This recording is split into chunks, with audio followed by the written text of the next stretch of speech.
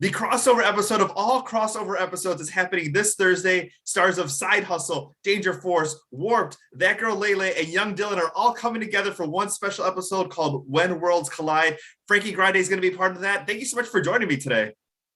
I'm so excited that you're having me on your show today. Thank you so much. Thank you so much. I'm so excited. What a crazy episode, right? I mean, I've heard of crossover episodes with 2 shows, with 5 Right. shows. I mean, what are we going to see? I mean, it's a massive episode. I mean, being a part of it was so incredibly exciting. We had to manage I want to say there were like 14 or 15 principal actors. So it was amazing to watch actually production go about handling that and making sure our schedules were all aligned and that we could all collide on stage. And the sets were massive and it was a big budget episode. So it was an honor to be a part of it.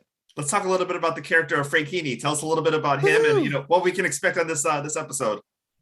So Franchini is a supervillain, but his supervillain powers are to make people sing, dance, and have a wonderful time all the time. So in my mind, he's really a superhero, you know? Like for the musical theater boy inside of me, I'm like, Franchini's the best. But in this particular episode, he would like the entire world to become his backup dancers.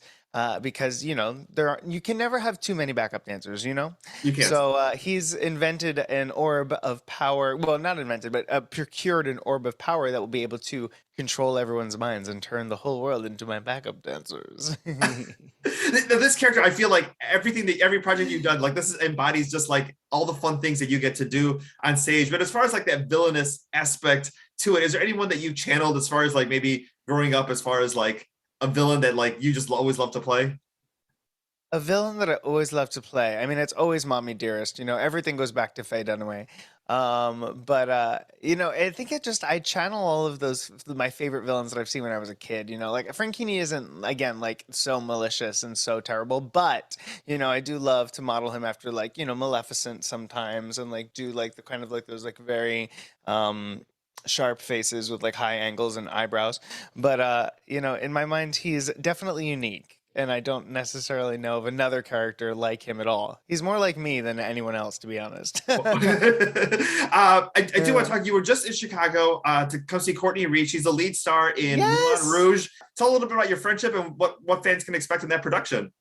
Oh my goodness, Courtney Reed and I have been best friends since Mamma Mia, since our very first day of rehearsal, which was her very first day in New York from Chicago. She auditioned in Chicago, booked the show, came out to be with New York with us, and we've been best friends ever since. So getting to see her, first play Jasmine on Broadway, and then when I got to Moulin Rouge to see her play the Sparkling Diamond, Satine, it was such a dream come true. She's totally earned it. Everyone, go see this production if it's coming into a town near you, because Courtney is unbelievable. Moulin Rouge tour, amazing.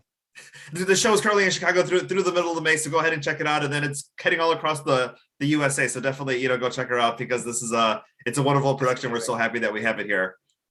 Yay! Oh, you're in Chicago. Is the weather better? The weather is better. We're finally 70 degrees. So yeah, when you came, it was a little chilly, but now we're finally starting to get spring. Any other? Okay, that's great.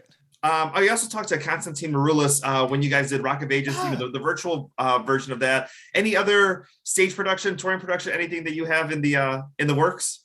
Yes, actually, I'm heading back to New York to go do a show, and I don't think I'm allowed to talk about it yet. Oh, I think we're like a couple days short of when I'm allowed to say what it is. So you'll have to have me back. I will have to have you back.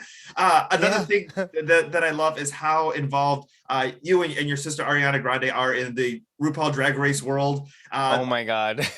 You just posted a photo with Lady Camden, who is one of my. It's hard to pick. I mean, luckily they have 5 choices for the winner, but yeah, are you rooting for one person or another? I think I love them all, but I think Willow Pill is just such a unique and interesting take on drag that we've never ever seen before. I'm always about like kind of the underdog or like the one we've never seen.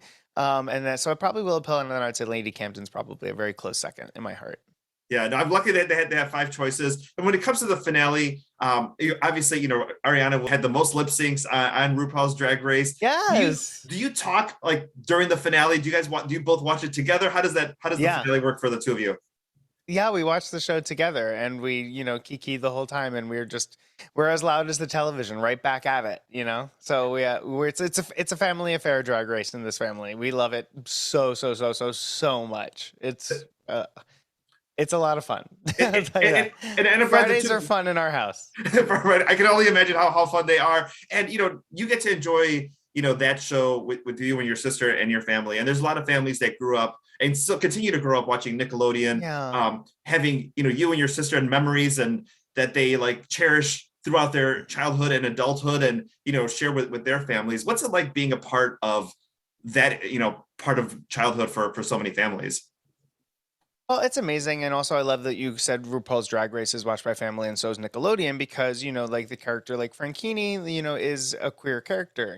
He's like always in lashes and gems and hat. Like wait till you see the outfits in this episode; they're unbelievable.